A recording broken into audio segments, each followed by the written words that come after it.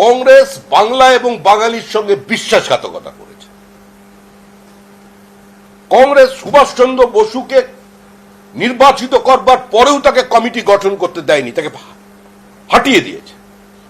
কংগ্রেস আমাদের যে বিপ্লবীদের ছবি আমরা বাড়িতে রেখে আমাদের কাছে যারা প্রণম্য তাদের মিসগাইডেড প্যাট্রিয়ট বলেছে, কোন কোন জায়গায় কংগ্রেসী রাজ্যে তারা সন্ত্রাসবাদী পর্যন্ত আখ্যা দিয়েছে।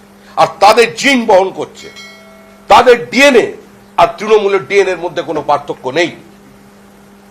কলকাতা বিশ্ববিদ্যালয়ের প্রথম সমাবর্তন বাংলা ভাষায় হয়েছে। কোন বাঙালি করেছেন?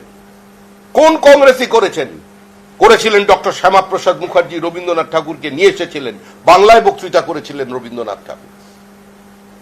এই যে হলে আমরা এখানে মিটিং করছি, এটা অমৃত সমাজের বাড়ি, এটা ঐতিহাসিক বাড়ি মধ্য কলকাতার, ইট কাঠ পাথর এর প্রত্যেকটা একটা ইতিহাস বহন করছে। আজকে ভাষা নিয়ে রাজনীতি কোনোদিন পশ্চিমবঙ্গে হয়নি, শুধু ধর্মীয় বিভাজন নয়। আজকে বিহার উত্তরপ্রদেশের মানুষকে আজকে হিন্দিভাষী বলে তাদের চিহ্নিত করে দেওয়া হচ্ছে।